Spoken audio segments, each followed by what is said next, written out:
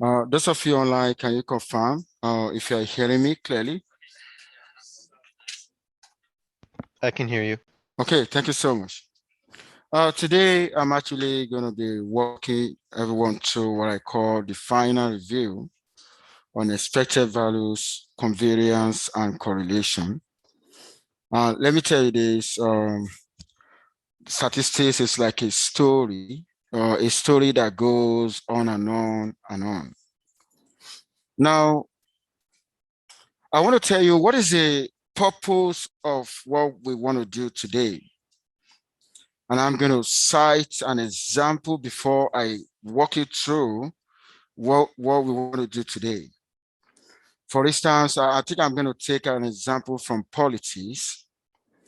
Okay, if I have X and Y, where X represent the proportions of voters that voted Republican candidate in 2012, and Y represents the proportion of voters that voted Republican candidate in 2016.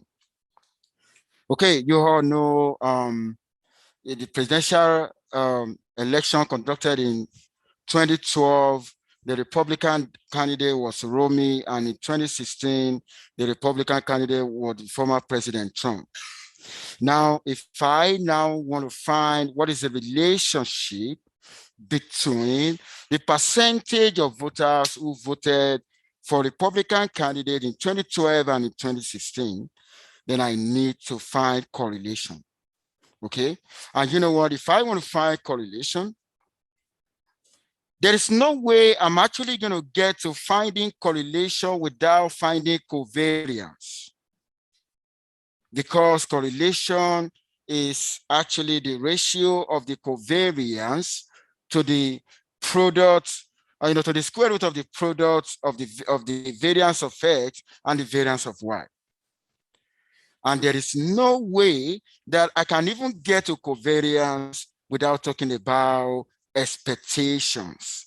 What are the expectations? The marginal expectation, the one I call the unconditional expectations, and the expected values of a product.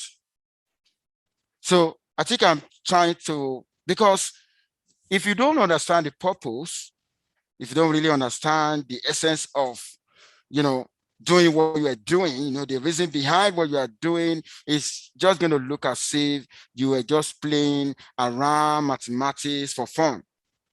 And that is the reason why I'm just trying to tell you what is the essence. The essence of what we want to do today is actually how we can, determine the correlation, and what a correlation means.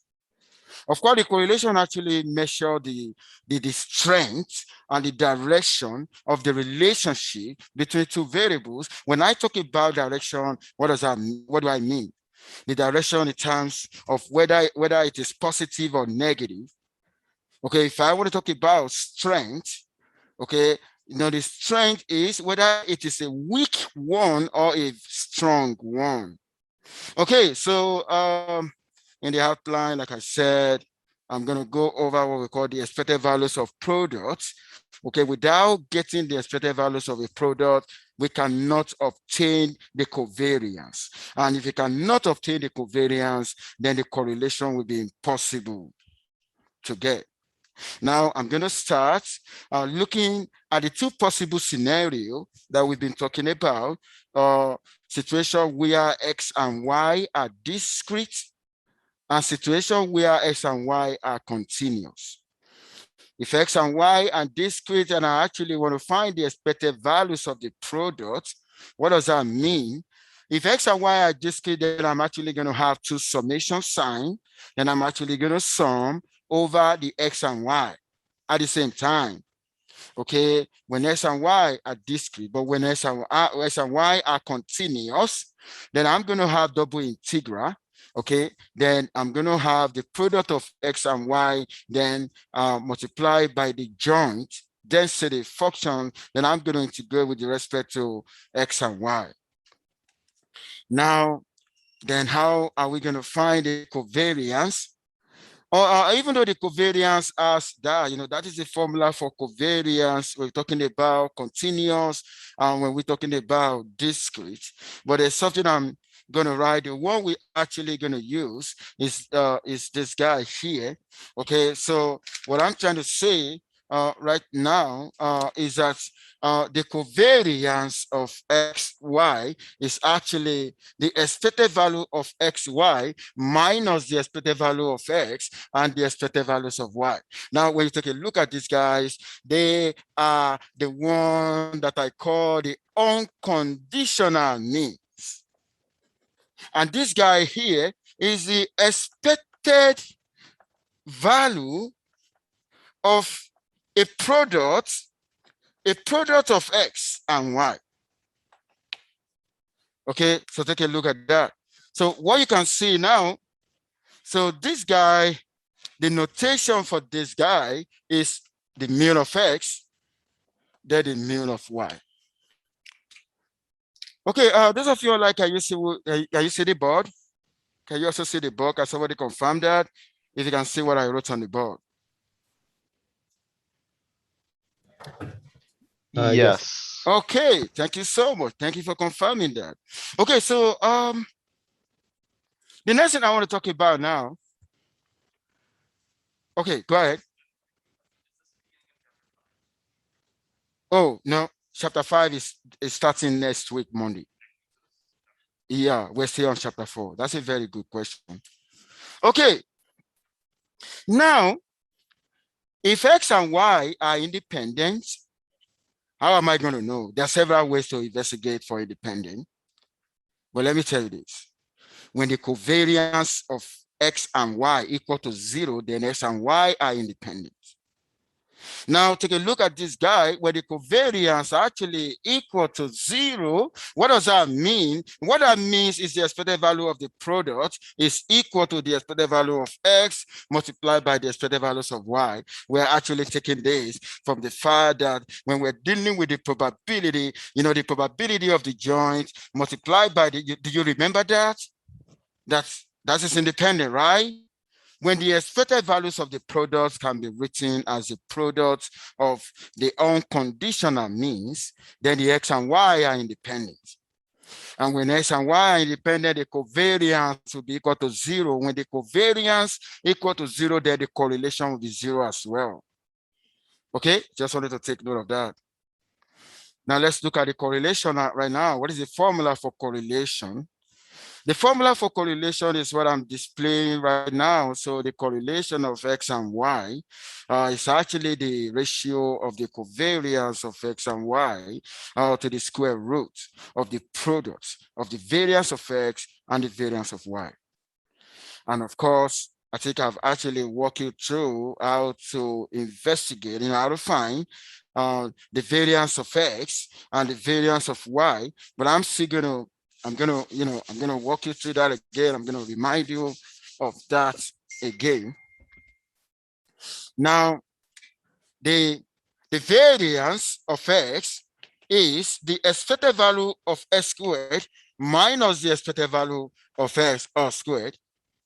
And of course, the variance of y is the expected value of y squared minus the expected value of that squared. Okay, I think you remember that, right? Now, on Wednesday, we did a conditional mean, right? Which conditional mean the expected value of x given y and the expected value of y given x. Okay, if I'm talking about continuous density, this is going to be x, f of xy dx, and this is going to be y, f of y x, the y. Now, what if you are asked if I want to find the conditional variance? If I want to find the conditional variance, this guy here and this guy here, they are unconditional variance, or we simply call them variance. But what about if you get a conditional mean and they ask you to get a conditional variance? Okay, so if you want to get, for instance, if I want to get the conditional variance of x given y, for instance, So what I'm going to do is going to be the expected value of x squared given y minus the expected value of x given y all squared. Okay, now the question now is, how will I get this? Okay, if I want to get the expected value of s squared given y, it's actually going to be s squared, f of s given y dx. Look at that for this. But if I want to find the unconditional expectation of s squared, it's just going to be s squared, f of s dx. Look at the difference between them. So there's a difference between the conditional variance and the unconditional variance. Okay, so I'm just trying to show you, in statistics, we watch the formula a lot. The moment you get a formula, you're actually going to be fine. Okay. Okay. Now, what I'm just showing you now, what I'm projecting now is just the correlation formula. Okay, that is the correlation formula. Now, the next thing I want to do is this. If A and C are either both positive or both negative, the correlation between a linear combination is also going to be the same as the correlation between x and y. The correlation between the linear combination of x and the linear combination of y will also going to be the same. Okay, if I want to derive that, this is what I'm actually going to do.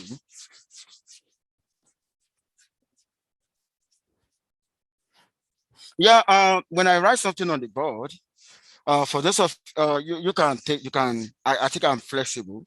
You can take the picture, you can do whatever, because I want everyone to be comfortable. Okay, I want everyone to do whatever you want to do that will make you comfortable. Does that make sense? Okay, now I want to find the correlation of ax plus b and the correlation and say y plus d. Okay, we actually want to prove that the correlation of the linear combination of x and y is also going to give us the same as the correlation between x and y. Then I want you to stay focused and see the way I'm actually going to derive that. Okay, so this is going to be equal to the covariance of ax plus b, cy plus d divided by the square root of the variance of ax plus b, okay, the variance of cy plus d. Take a look at that. Okay, of course, you know that the covariance, the correlation of x and y, okay, equal to the covariance of x and y divided by the square root of the variance of x and the variance of y. Now, what I'm going to do when you take a look at this guy now,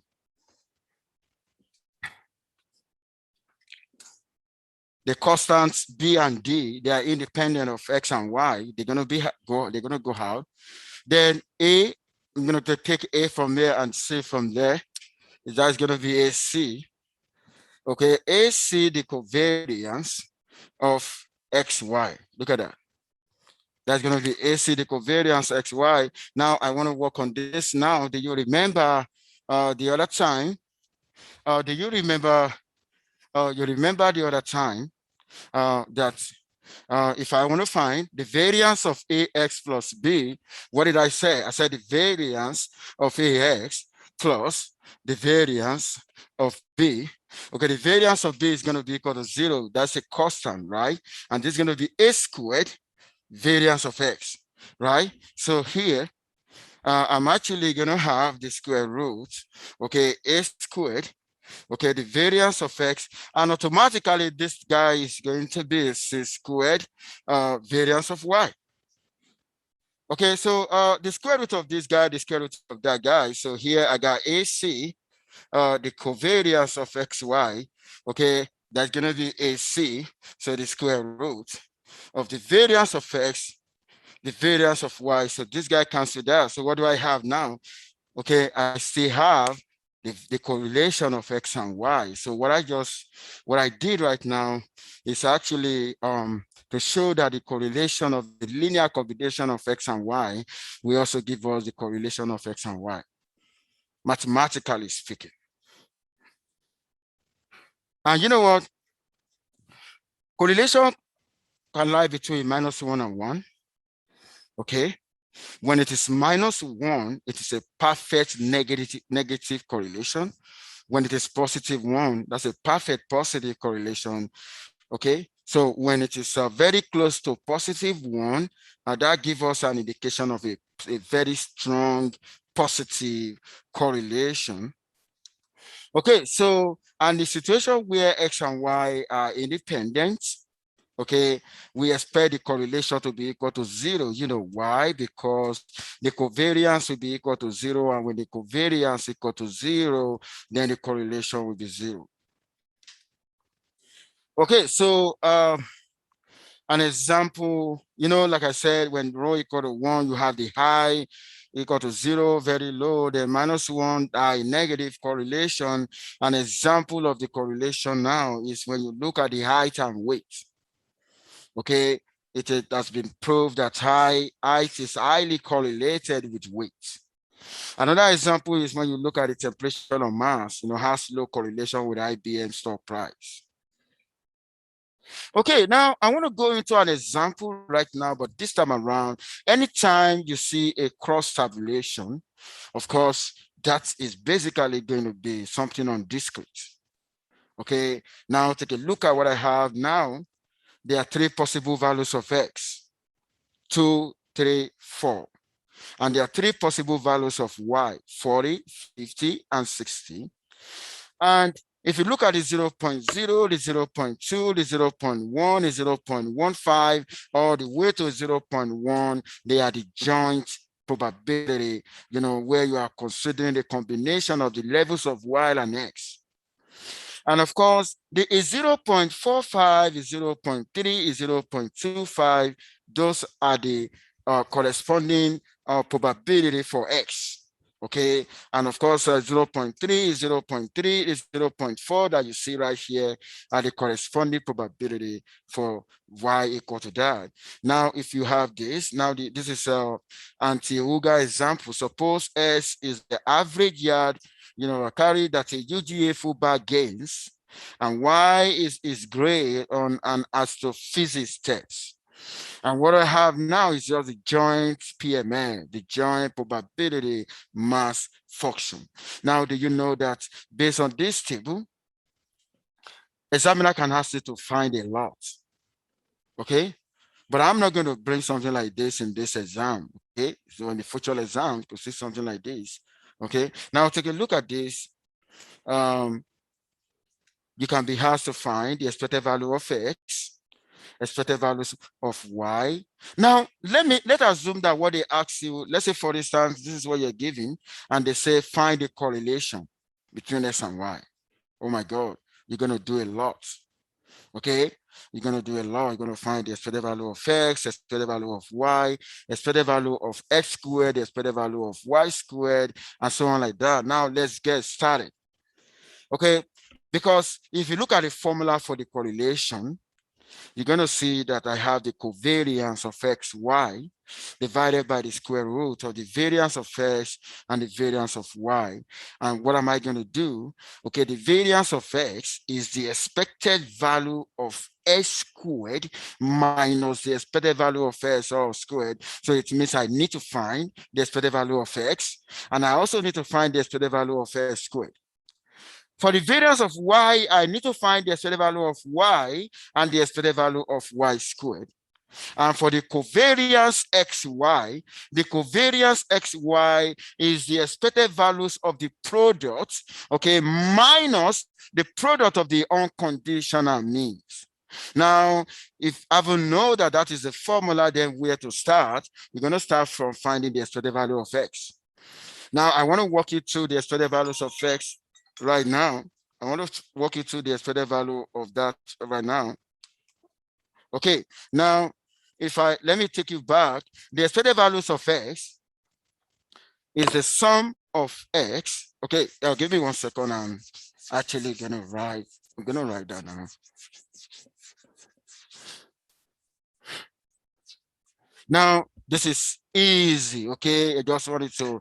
Now, the expected value of x is summation x f of x. Okay, now I'm going to go to the table. X is starting from 2 to 4. Okay, now take a look at that. When s equal to 2, when s equal to 2, what is the corresponding probability? Is 0.45. Okay, can you see that? So we have 0.45. Okay, when s equal to 3, what is the corresponding probability? Is 0.3. Okay, 0.3 plus when s equal to 4, the corresponding probability is actually 0.25. Okay, so when you do that, that will give you, that is what is actually going to give you 2.8. Is there anyone who doesn't understand how to figure that out? So, so you're going to get 2.8. Okay, when you do that. Now, the next thing you want to do, you want to find the expected value of s squared. Okay, the expected value of s squared is going to be s squared f of s. Okay, all what you're going to do, you're going to come here. Oh, 2 squared is 0.45. 3 squared is 0.3. 4 squared is 0.25. So when you do that, that will give you 8.5. Okay, and of course, with this information now, you will be able to set, you are set for the variance, because the variance of s is actually this guy minus the a of s all squared. Okay, and when you do that, you have a 0.66. Okay, when you try that, you have a 0.66. You're going to do the same thing to y. Okay, if you want to do y, you want to find the expected value of y. Okay, it's going to be 40 multiplied by 0.3. Okay, then 50 multiplied by 0.3, then 60 multiplied by 0.4. Then you're going to add that together. That will give you the expected values of y. If you want to find the expected value of y squared, then you're going to square 40 before you multiply by 0.3. You're going to square 50 before you multiply by 0.3. Then you're going to square 60 before you multiply by 0.4. So when you do that, then you're going to add all of that together, and that will automatically give you your expected values of y squared.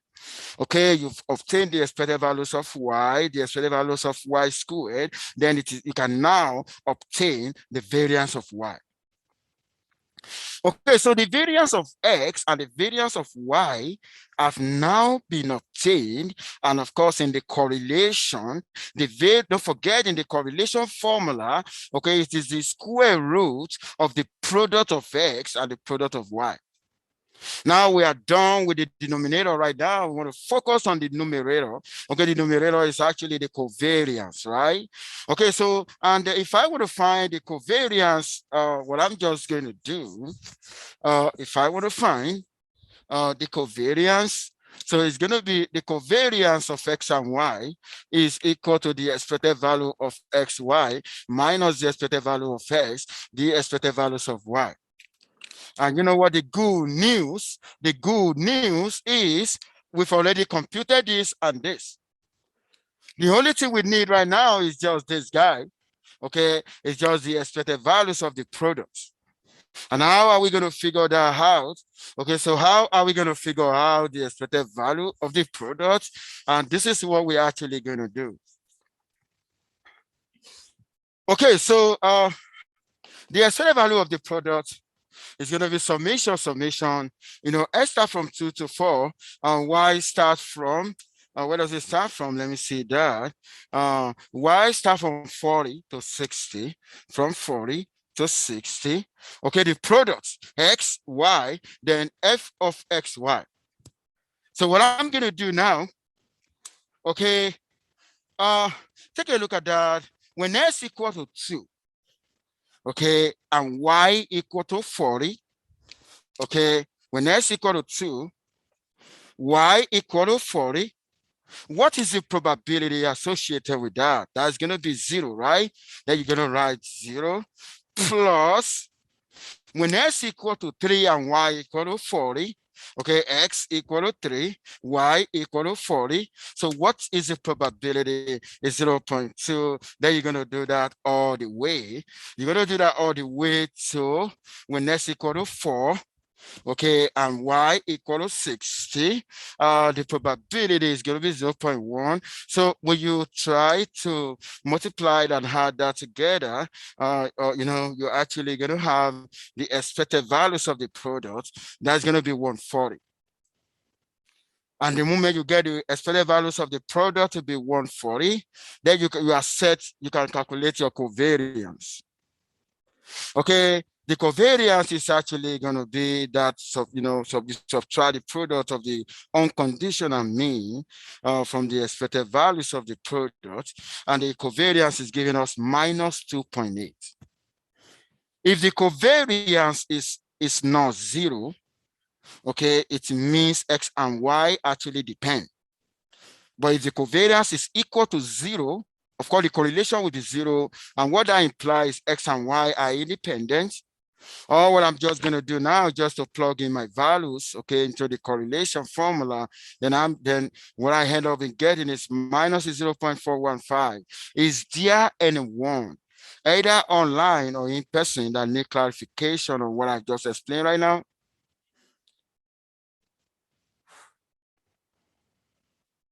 Okay, I'm so excited that you guys are good. Now, I just walk you through an example on the discrete. Okay, I also want to walk you through an example on the continuous right now. Take a look at that.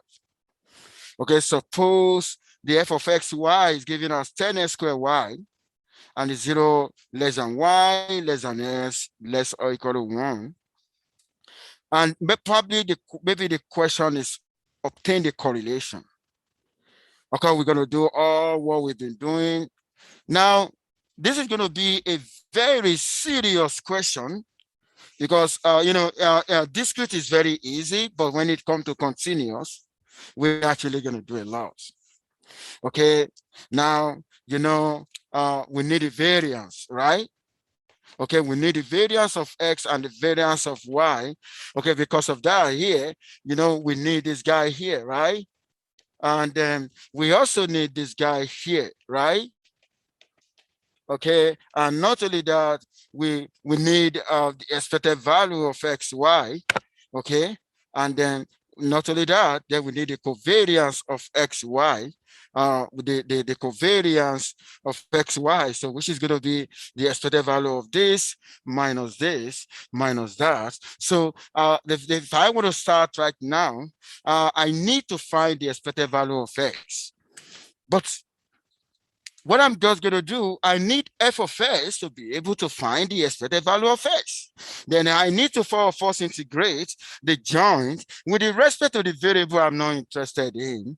Okay, you see the ring, then I need to get the f of y, okay, which is going to be f of xy, okay, the s. Okay, so take a look at that. When I got this and this guy, then the next thing I'm going to do, then I can now find the expected value of x, so which is going to be x f of x, the s. I'm going to find the expected value of y, which is going to be y f of y dy. Look at that. I need to get all of that, all those ones. Now, if you look at what I've done in the first one, I first obtain the f of s. And what do I do to obtain the f of s? Of course, I integrated that with respect to y and using the range of y. The range of y is from 0 to s. Take a look at that. Y is lying between 0 and s. That's why you see 0 and s. And f of s give me 5x raised to the power 4. Then from there, I can now obtain my expected value of x. Then I can obtain the expected value of s squared as well. At the same time, I can obtain my variance. So you can try that and see whether you're going to get that, okay? So I've done that for x. Then the next thing I'm going to do the same for y. Look at that. I'm going to repeat the same for y. I get the f of y. Then I get the expected values of y. Then I get the expected value of y squared. So that I'll be able to get the variance of y. Then if I want to get the expected value of a product, what am I going to do? Okay, I want to find, for the integral, for the continuous that we're doing now, I want to find the expected value. Okay, the expected value of a product. Okay, it's going to be integral x, y, f of x, y, dx, the y. That's what I'm going to have. Look at the product here. We're going to find the expected value of the product. Okay. Now, when you look at the question that we're given the range, 0 to 1, is 0 to x. Okay. When I plug in the f of x, y, okay, when I plug in the f of x, y that you're given in the question, is 10s squared y. Okay, so the 10s squared y, so I'm going to integrate with respect to that. Why do I start with this? Because the range of y is 0 to s, the range of s is 0 to 1. So what I'm going to do now, before I integrate, I actually going to simplify first. Okay, so 0 to 1, 0 to x, okay, this is going to be 10 s cubed, okay, if you take a look at that, and y squared. Look at that. So we combine, so the y, the x, okay, so that was why you have that. Okay, this is what you're going to integrate now. So if you want to integrate, you can start with this guy first with respect to y. And now after you do that with respect to y, you're going to plug in this. Before you now integrate the resulting expression with respect to x, then you're going to plug in 0 and 1. And at the end of the day, when you do that, you're going to have 10 over 21. Now, when you have your expected value of the product, now you are set to obtain the covariance. And the moment you get a covariance, so you automatically set to obtain the correlation. Is there anyone who need more clarification on how to get this? Or whether in person or online? Is there anyone?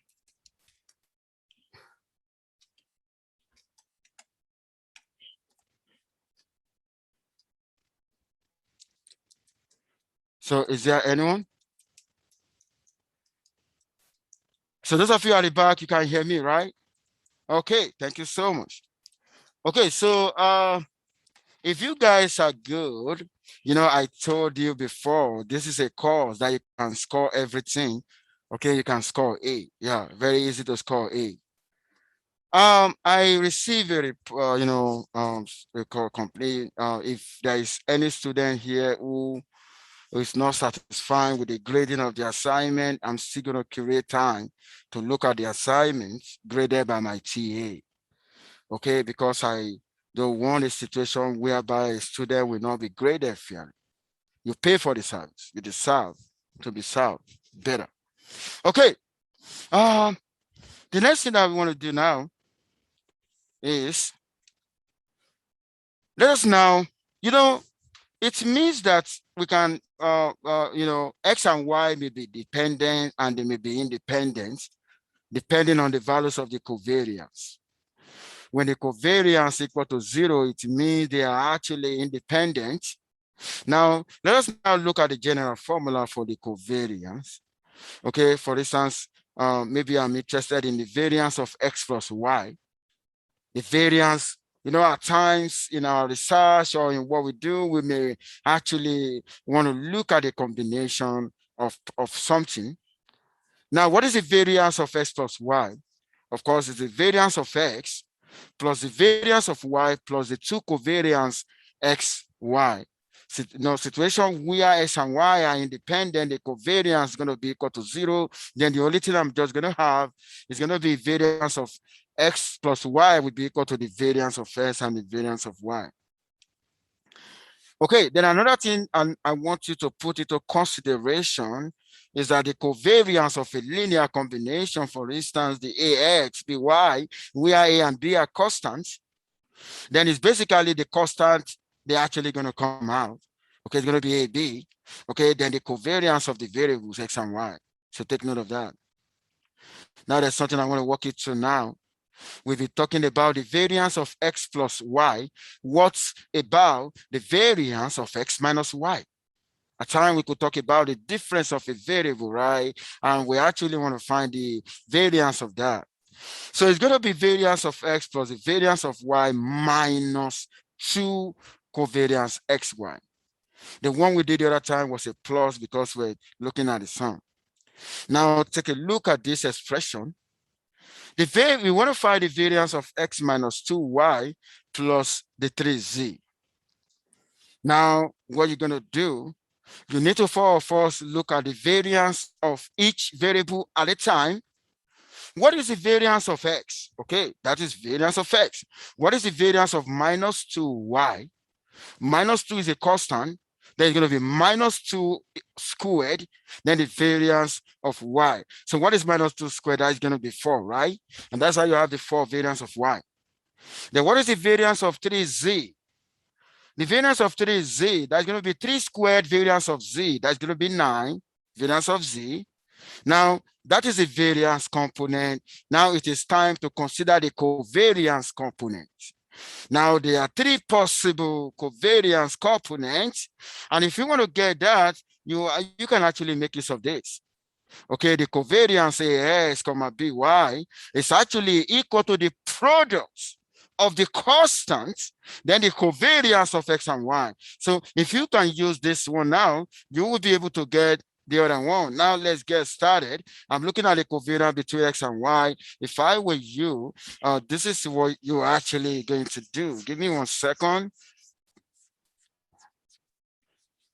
Now you're going to the one of X and minus 2y. So the covariance of X and minus 2y.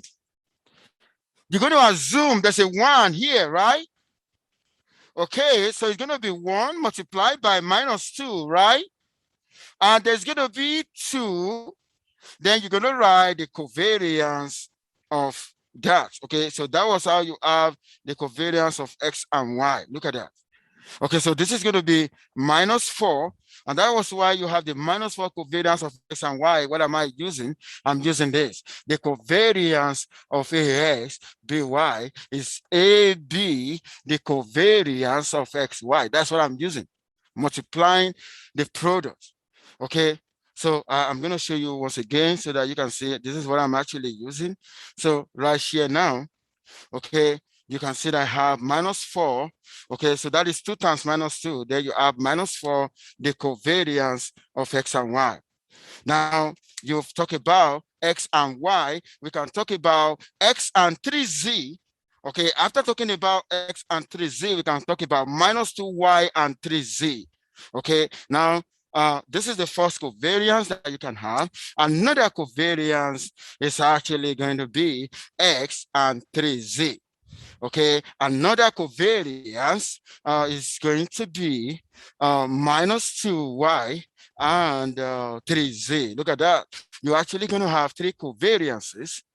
You're going to have 3 variances and 3 covariances. Okay, so you're going to do the same here. You're going to pretend there's a 1 here, right?